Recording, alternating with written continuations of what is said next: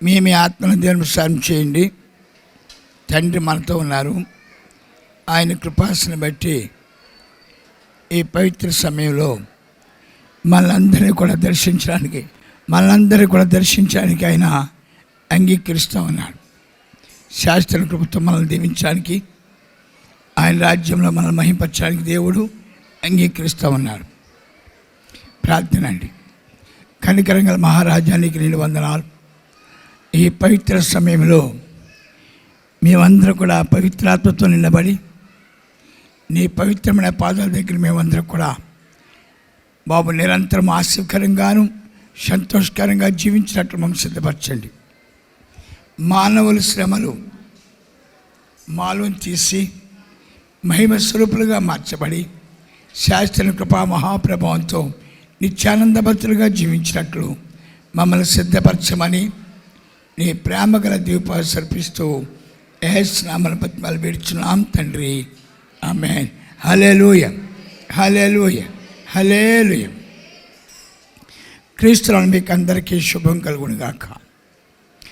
ఆయన కృపాసను బట్టి మీరు, మీ తరాలు, మీరు, మీ వంశాలు ఎప్పుడు కూడా క్షేమ మహిమ ప్రభువులు నిలబడి దినదినము ప్రజలతో దినదినము ఆశించబడుతూ కనికరించబడుతూ కాపాడబడుదురుగాక. ఆమేన్. జీవం గల తండ్రికి వందనాలండి. మీ అందరికీ నా ప్రియవందనాలు చేస్తున్నాం. దేవుడి స్తోత్రాలండి. వాగ్దానం ఇచ్చి నిర్వర్తించేసేవాడు దేవుడు. అదే పదాన్ని అనేక చోట్ల దేవుడు మరి బయలుపరచడం జరిగింది. అబ్రహాం గారికి దేవుడు వాగ్దానం ఇచ్చాడు. 12వ అధ్యాయం 1వ వచనం చూద్దాం. యెహోవా నీవు లేచి నీ దేశము నుండి నీ బంధువుల యొద్ద నుండి నీ తండ్రి ఇంటి నుండి బయలుదేరి నేను నీకు చూపించు దేశమునకు వెళ్ళుము. నిన్ను గొప్ప జనముగా చేసి నిన్ను ఆశీర్వదించి నీ నామమును గొప్ప చేయుదును.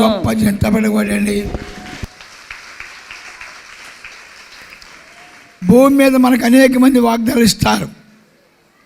ఒక అమ్మాయికి వివాహం అయినప్పుడు తండ్రి చెప్తాడు, అమ్మా నీకే కష్టం వచ్చినా, నీకే వేదన వచ్చినా, నీకే దుఃఖం వచ్చినా, ఏ పరిస్థితులు వచ్చినా 50,000 రెడీగా ఉంటానమ్మా, నువ్వేం కంగారు పడకమ్మా అంటాడు తండ్రి.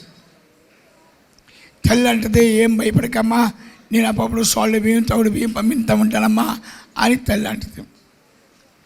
అన్నదమ్ములు అంటారు, ఏమీ భయలేదు, నువ్వు చిన్న మాట కౌరంతే చాలు ఎగురొచ్చేస్తాం మేము అని అందరూ అంటారు. చాలా మంచిది.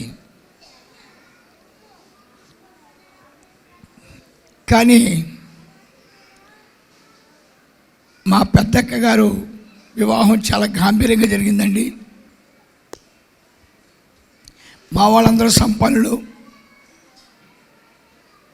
దానికి తగ్గట్లుగా వాళ్ళు కట్నాలు, కానుకలు, 5 రోజుల పెళ్ళి అన్నీ చేశారు. మా పెదనాన్నగారు చాలా గొప్పవారు. అయితే పెళ్ళయ్యే వరకు తెల్లలేదు. ఏం తెల్లదంటే మా బావగారు తాగుతారని, మా బావగారు పేకాడతారని, సెలక్షన్లు కూడా మా బావగారు కొన్నాయని. అయితే మాది పెద్ద కుటుంబం అవటం వల్ల చాలా బాగా దాచుకున్నారు. ఆ రోజుల్లో చాలా రహస్యంగా ఆ కుటుంబ విషయాలు బయటికి రాకుండా గుట్టుగా దాచకుండా వచ్చారు. క్రమంగా మా బావగారు విన్యాసాలు ఎక్కువైపోయినాయి.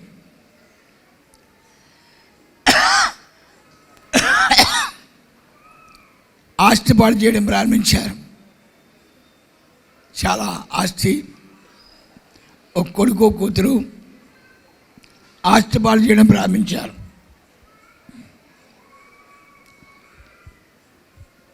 సరే, మా వాళ్ళందరూ కలిసి మండవలోకిలో కూర్చుని ఒక పెద్ద ఆలోచన చేశారు.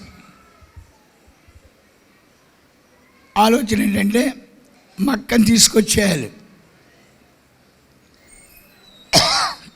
తీసుకొచ్చేసి ఒక ఇంట్లో పెట్టాలి. ఆయన కూడా తీసుకొచ్చేయాలి. ఆస్తి ఆయన పిల్లల నుంచి ఆ ఆస్తి ఆయన పిల్లలకి పేరు మార్చేయాలి. తీసుకొచ్చేసారు. తీసుకొచ్చేసిన తర్వాత మేము అందరూ కూడా, మా బావగారు చాలా బాగుండేవారు. ఆయన కూడా మా బావ అంటే ఊరితో ఉండేవాళ్ళం.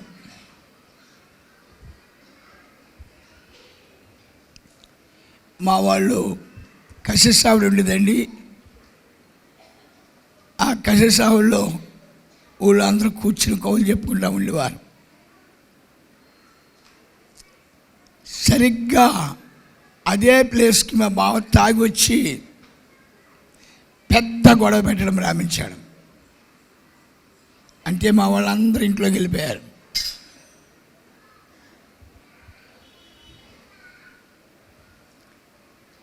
సరే, మేము కూడా చాలా సిగ్గుపడ్డాం. తర్వాత మేము అందరం అక్క మీద దెబ్బలాడటం ప్రారంభించాం. నీకు సిగ్గులేదే, నీ మొగుడిలా చేస్తున్నాడే, నీకు సిగ్గులేదే, నీ మొగుడు మొన్నే తిరుగుతున్నాడే, మేము తలెత్తుకోలేకపోతున్నామే, మేము ఎక్కడ పడితే అక్కడ తలదించుకున్నామే, మా పరువులు పోనీయే నీ మొగుడు మూలంగాని మా అక్క మీద దండోరా.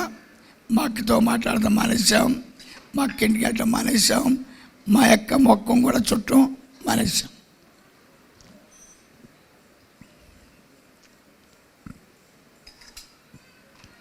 కొద్ది కాలం పోయిన తర్వాత మా బావ తాగుడు మానేశారు, పేకాడ మానేశారు, మరి మొండలు వేశారు, సలక్షణంగా కాపురం చేసుకున్నారు.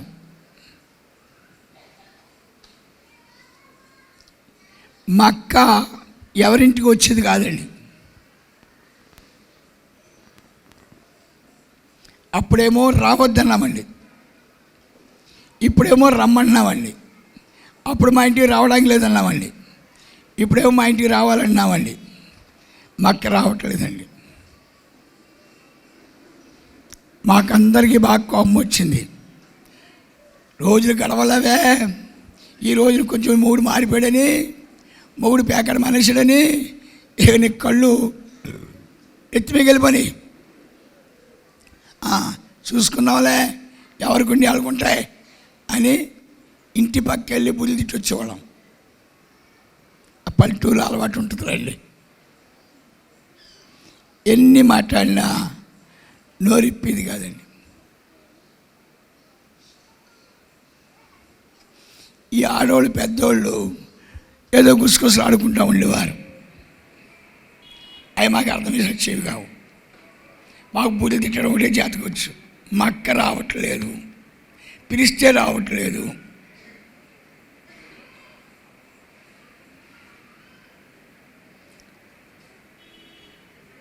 నేను పెద్దోళ్ళు అయిన తర్వాత, దేవుడు నమ్ముకున్న తర్వాత మా అక్క గుమ్మం దాటి ఎందుకు రావట్లేదో తెలుసుకోగలిగాను.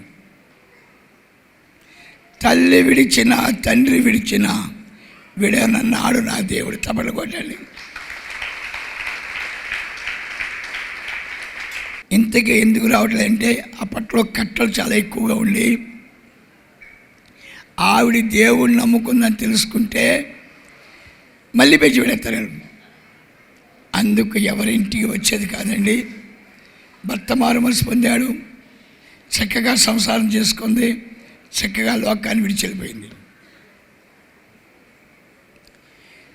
వాగ్దానం ఇచ్చిన వాడిని విడిచిపెట్టేవాడు కాదు. తపడి వాడండి. అబ్రహాముకి వాగ్దానం ఇచ్చాడు, నిన్ను ధనవంతులు చేస్తాను, నీకు పిల్లల్ని ఇస్తాను, నీ కష్టకాలం మీద తోడుగా ఉంటాను, నీ వంశం ఇలాగా ఆశ్రయించబడదని చెప్పి దేవుడు చెప్పాడు. ఆశ్రయించబడ్డాయి. అబ్రహాం దేవునికి లోబడ్డాడు. అతని చుట్టాలను విడిచిపెట్టాడు, అతని బంధువులను విడిచిపెట్టాడు, అతని స్నేహితులను విడిచిపెట్టాడు. అతను దేవుడితో సవాసం చేయడం ప్రారంభించాడు. తప్పలు కొట్టండి. మరణమైన జీవమైన నీవే. నాకు ఈ లోకంలో ఏ బంధువులు లేరు, నాకు ఈ లోకంలో ఏ స్నేహితులు లేరు, నాకు ఈ లోకంలో ఎవరితో సంబంధం లేదు. నీవే నా జీవము, నీవే నా మార్గము. అబ్రహాం బహు గొప్పవాడుగా మారిపోయాడు. అబ్రహాముతోనే వంశం ప్రారంభమైంది. అబ్రహాం వంశం ఎంత ఉంటుందంటారు? సింపుల్గా 600 కోట్ల మంది ఉన్నారండి ఈ రోజున అబ్రహాం సంతానం. అబ్రహాం ఒంటరిగా వచ్చాడు, పెక్కు జనాంగానికి తండ్రిగా మారాడు. అంచేత నా ప్లేరా, మీలో చాలామంది దేవుడు వాగ్దానం ఇచ్చిన వర్తం చేస్తాడా? ఎప్పుడైతే మనము దేవుడి దగ్గరికి వస్తామో, ఇదిగో ఫస్ట్ వాగ్దానం, నిన్ను నేను దీవిస్తాను, నీ సంతానాన్ని దీవిస్తాను, నీ కుటుంబాన్ని కడతాను, నిన్ను అన్ని విధాలా ఆశిస్తాను. ఫస్ట్ వాగ్దానం. అని చెప్తున్నా పిల్లరా, మనం చాలామంది దేవుడి దగ్గరికి వచ్చి కూడా దుఃఖిస్తామంటాం. అయితే ఎందుకు దుఃఖిస్తాం? ఆ దేవుడు ఎంత గొప్పవాడో తెలియకపోవటం వల్ల, ఆ దేవుడు ఎంత శక్తివంతుడో తెలియకపోవటం వల్ల. మాట మాత్రముగా అబ్రహాముకు ఆస్తులు ఇచ్చాడు, మాట మాత్రముగా అబ్రహాముకి పిల్లనిచ్చాడు, మాట మాత్రముగా శత్రుల మధ్యన విజయాన్ని ఇచ్చాడు, మాట మాత్రముగా అబ్రహాం భార్యను పోగొట్టుకుంటే అబ్రహాం భార్యను రాజుతో పోరాడి అబ్రహాం భార్యను తీసుకొచ్చాడు. అంచేత మనకు లోపం ఏంటి అని చూసినప్పుడు, ముందు మన కష్టాలు వచ్చినప్పుడు, ముందు మన వేదనలు వచ్చినప్పుడు, ముందు మన పరిస్థితులు వచ్చినప్పుడు మనం అబ్రహాముని అడుగడుగుని జ్ఞాపకం చేసుకోవాలి. ఎందుకంటే అబ్రహాం భక్తికి పునాది, జనాంగానికి తండ్రి, దేవునికి తండ్రి. అటువంటి అబ్రహాము భూలోకంలో ఉండగా, అబ్రహాము దరిద్రులుగా ఉండగా దేవుని సన్నిధిలో చేరి ఏ విధంగా వర్ధిల్లాడు. చాలామంది చెప్తారు తెలిసి చేసినా తిరిగి చేసినా అంటూ ఉంటారు. దేవుడి శాస్త్రాలు 26 అధ్యాయం 12వ వచనం చూడ. ఇస్సాకు ఆ దేశమందున్నవాడై విత్తనము వేసి ఆ సంవత్సరము 100 ఫలము పొందెను. 100 తప్పడగొండనే.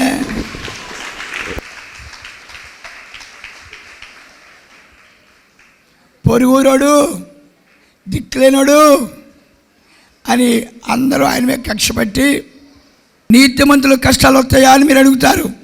నీతిమంతులకు కష్టాలు వస్తాయి, నీతిమంతులకు దుఃఖాలు వస్తాయి, నీతిమంతులకు వేదనలు వస్తాయి. ఎందుకంటే నేను నన్ను చూపించడం కోసం. ఇస్సాకు హఠాత్తుగా కష్టం వచ్చింది. రాజులు అనుకున్నారు ఇస్సాకుని తవ్వేశాం, ఇస్సాకు ఆస్తులు ఆక్రమించేసుకున్నాం, ఇస్సాకు ఇంకా బాగుపడ్డాం, ఇస్సాకు అయిపోయాడు. వాళ్ళ బాబు పెత్తనం చేశాడు. దేవుడు వచ్చి అన్నాడు, ఇస్సాకా నేను 100 ఆశిందని తప్పలు కూడా, నిన్ను 100 ఆశిందని. హల్లెలూయా. అందరూ చెప్పుకున్నారు హల్లెలూయా. ఆడు బాగుపడ్డు హల్లెలూయా, ఆడు 8 వర్షాలు బాగుపడ్డు హల్లెలూయా, ఆడి తవ్వేసావు హల్లెలూయా, ఆడికి ఇంకా మార్గం లేదు హల్లెలూయా, ఆడి శాపగ్రస్తుడు. దేవుడు చెప్తున్నాడు, నేను నీకు తోడుగా ఉన్నాను, నా దగ్గర ఆశీర్వాదం ఉంది, నా దగ్గర దేవుని ఉంది, నిన్ను ఆశీర్వదిస్తాను చూడు, నేను గొప్పవాడిని చేస్తాను చూడు, నేను శక్తివంతుని చేస్తాను చూడు, నేను బలవంతుని చేస్తాను చూడు. మీలో చాలామంది అంటారు దేవుడు బంగారం మూటలు ఎత్తాడా, దేవుడు వజ్రాల మూటలు ఎత్తాడా అని. ఎడారిలో ఇత్తనం వేశాడు, దేవుడు వర్షం కురిపించాడు, ఎడారి సెలయేరుగా మారిపోయింది. తప్పలు కొట్టండి.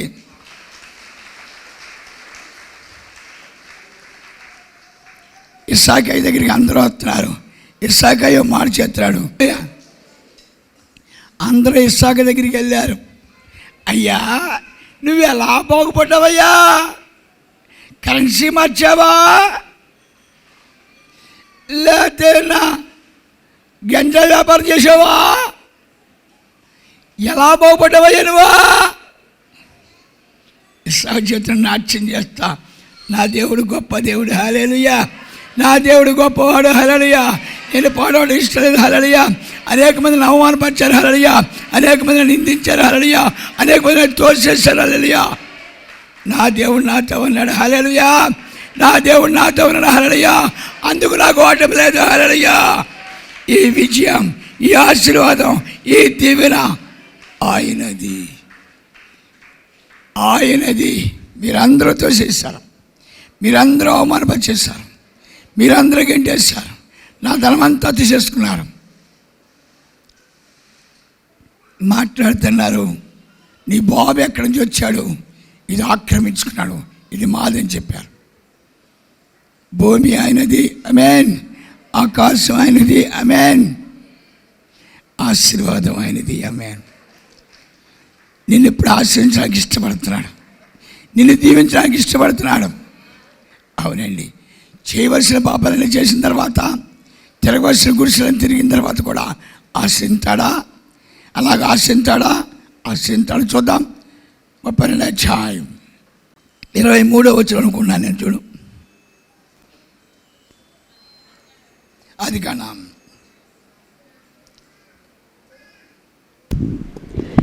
యాకోబు వారిని తీసుకొని ఆ ఏరు దాటించి తనకు కలిగినదంతయు పంపివేసెను. యాకోబు ఒక్కడు మిగిలిపోయెను. ఒక నరుడు తెల్లవారు వరకు అతనితో పెనుగులాడెను. చెప్పండి హల్లెలూయా, హల్లెలూయా, హల్లెలూయా. దేవుడు అడిగాడు, నువ్వెందుకు పాడైపోయావు రా సన్నాసుడా అని. అయ్యా, నేను మోసం నేర్చుకున్నానండి, నేను పనికి మనలతో వెళ్ళిపోయానండి, అడ్డవినలతో స్నేహం అండి, పనికి మనలతో స్నేహం అండి, ధనం సంపాదించడం పిచ్చండి. ఏ రోజును కూడా 2 చేతులు తిమిగి దండం పెట్టలేదండి, ధనానికే దండం పెట్టుకున్నానండి, అందుకు ప్రాప్తించిందండి. ఇక నాకు ఏమీ లేదండి. పిల్లలు పాడైపోయారండి, పిల్లలు పాడైపోయారండి, నేను కూడా అయిపోయారండి బాబయ్య, అయిపోయారండి బాబయ్య. బాగుపడమని మన ఆశ ఉందంటనిగా లేదండి అయ్యగారు, ఇంకేం బాగుపడతానండి. నేను పిల్లలు పోగొట్టుకున్నాను అయ్యా, భార్యలు పోగొట్టుకున్నాను, మాంగారితో పేర్చి, బామ్మతులతో పేర్చి, అందరితో పేర్చి, నాకు ఒకే కోరికండి బాబయ్య, మరణం కావాలి నాకు. ఏం కావాలి నీకా? ఏం కావాలి నీకా? మరణం కావాలి. ఒరే యాకోబో, ఇప్పుడు నీకు మరణం రాదు, నీకు ఆశీర్వాదిస్తాయి.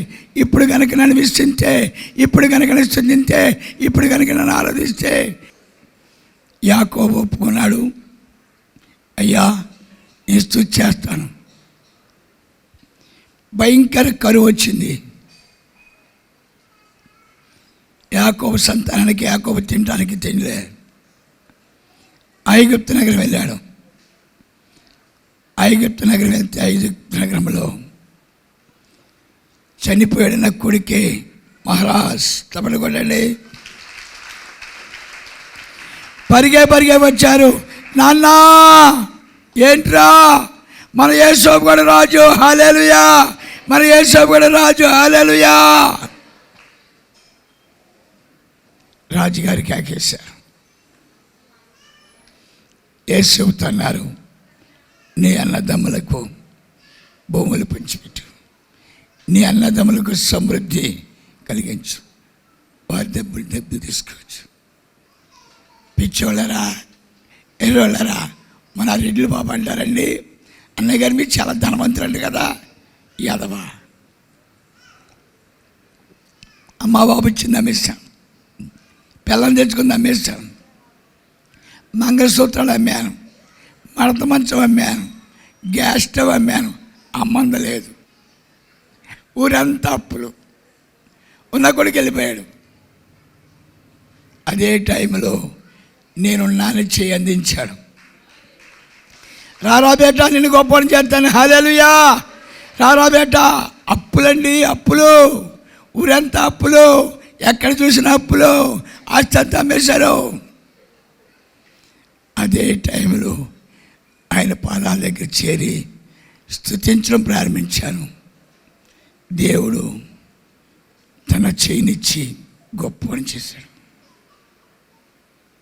అంతేకాదు, నా మీద అనేకమైన ప్రవచనం. ఇంటికి వెళ్ళినప్పుడు ఒక ఆవిడ వచ్చి అంటున్నారు, నిజంగా మీరు యెరూషలేం కడతారా?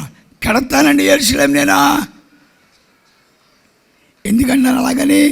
నాకు వాగ్దానం ఇచ్చాడు, యెరూషలేం అనే దేవాలయం కడతాను, అనేక పుణ్యమూర్తులకు నిలయంగా ఉంటాను. ఎవరు వస్తారండి? ఇలా మధ్యాహ్న కాలం మరి శిలయాత్రలోకి వెళ్ళాం. నిజముగా పరమాత్ముడు ప్రత్యక్షమయ్యాడు. ఇంకా ఏడుస్తూనే ఉన్నాను నేను. నా ఏడుపు ఆగట్లేదు. యేసు ప్రభు గురించా? కాదు. యేసు ప్రభు తల్లి గురించా? కాదు. మగ్దలేనే మరియ పట్టజాలనంత గుండె పరుగుతోంది. అటువంటి దేవుడు మన మధ్య ఉన్నాడు. అటువంటి దేవుడు మనతో ఉన్నాడు. అందుకు మన చింతలు యావత్తు భరించేవాడు, మన రోగాలు యావత్తును భరించేవాడు వాగ్దానం ఇచ్చాడు. నేను యెరూషలేంలోకి వస్తున్నాను. మన దేవుడు మన మధ్యకు వచ్చాడు. చూడు, యెషయా 41 అధ్యాయం 14 వచనం. పురుగు వంటి యాకోబు స్వల్ప జనమగు ఇశ్రాయేలు భయపడకుడి, నేను నీకు సహాయము చేయుచున్నాను. ఎవరు చేస్తారు సహకారం? దేవుడే. యెరూషలేం దేవాలయం ఎవరు కడతాడంట? మనకిచ్చిన వాగ్దానం ఎవరు నెరవేర్తం చేస్తారంట? ఆయనే. హల్లెలూయా. తపడ కొట్టండి. హల్లెలూయా, హల్లెలూయా, హల్లెలూయా. ఇంకెలా కొడుతుంట? అందించా అని యెహోవా సెలవిచ్చుచున్నాడు. నీ విమోచకుడు ఇశ్రాయేలు పరిశుద్ధ దేవుడే. కక్కులు పెట్టబడి పదును గల క్రొత్తదైన నురిపిడి మానుగా నిన్ను నియమించి ఉన్నాను.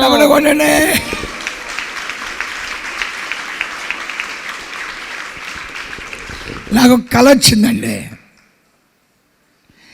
కళ్ళలో చాలా పెద్ద భావం. నేను తాతారో ఇంకెవరో వగరేస్తున్నాం. అది కదలేక అటు ఇటు ఊగుతుందండి. మాకెవరికి భయం వేయట్లేదు. తాతారో ఉన్నాను. తాతారో తోక మీద ఒక పోటు వాడు చండాలు అన్నాడు. నడి మీద పోటు ఇలా పొడుతున్నాడండి. పొడివే తలకాయ మీద పొడిదాన్ని అన్నానండి. నువ్వు పొడుతావు, నన్ను పొడమంటావా అనండి. ఏడిసోగరి కాలేదు కీలేదు అయ్యి అంతే తలకాయ మీద దెబ్బేసాడండి. దెబ్బకి గిలగిల చచ్చిపోయిందండి. అది ఎవరంటే అండి? ఘట సర్పమంట. ఆమేన్. ఘట సర్పమంట. ఆమేన్. గేదెలు వరుసటి కట్టేసేబడి ఉన్నాయి. కాళ్ళకి గొలుసేసేసారు, మెడకు గొలుసేసేసారు. ఏ ఆటంకపరుస్తున్న ఆత్మలు ఇవన్నీ కూడా ఎక్కడికి వెళ్ళిపోతాయి? పాతాళానికి వెళ్ళిపోతాయి. ఆమేన్. ఇక విజయం ఎవరిదే? మనదే. అందుకు మనం ఏం చేయాలి? చక్కటి పాట పాడాలి. జయము జయము. అప్పుడు దాకా దరిద్రుడిగా తిరిగాడు యాకోబు. దేవుడు ఎప్పుడైతే వచ్చాడో యాకోబు ప్రవక్తగా మార్చబడ్డాడు. యాకోబు పిల్లలు రాజులు అయ్యారు. ఇవాళ యాకోబు గురించి రాజు చెప్తున్నాడు. యాకోబు గొప్పవాడు. యాకోబు సంతానం భూదిగాంతల వరకు ఆశ్రయించబడ్డారు. యాకోబు గురించి చెప్తున్నారు. నేను యాకోబు దేవుడను, నేను ఇస్సాకు దేవుడను. మీలో ఎవరికైనా చింత ఉందా? చింత యావత్తు ఇప్పుడు ఆయన వదిలేయండి. మీలో ఎవరికైనా దుఃఖం ఉందా? ఇప్పుడే వదిలేయండి. ఎవరు? చింతన భరించేవాడు, రోగాలు భరించేవాడు, శాపాలు భరించేవాడు ఎక్కడున్నాడు? మనతో ఉన్నాడు. చెప్పండి, మనతో ఉన్నాడు. ఇప్పుడు దేవుడు ఎక్కడికి వచ్చాడు? మన మధ్యకు వచ్చాడు. మన మధ్యకు వస్తే దేవుడు ఉన్నాడు. ఎలా ఉంటుంది? అబ్రహాం ఇంటికి వచ్చాడు, అబ్రహాంని ఆశ్రయించాడు. అంతేకాదు అతని వంశాన్ని. ఇస్సాకు ఇంటికి వచ్చాడు, ఇస్సాకుని సకల విషయాలు ఆశ్రయించాడు. యాకోబు ఇంటికి వచ్చాడు, యాకోబుని గొప్పవాడిని చేశాడు. ఇవాళ యెరూషలేంలోకి వచ్చాడు. ఇక మనం అందరం గొప్పవాళ్ళమే, ఇక మనం అందరం శక్తిమంతులమే, ఇక మనం అందరం బలవంతులమే. వాగ్దానం నిర్వర్తించబడుతుంది. వాగ్దానం నిర్వర్తించబడుతుంది, వాగ్దానం నిర్వర్తించబడుతుంది, వాగ్దానం నిర్వర్తించబడుతుంది. ఇదే యెహోవాకు సర్వీస్.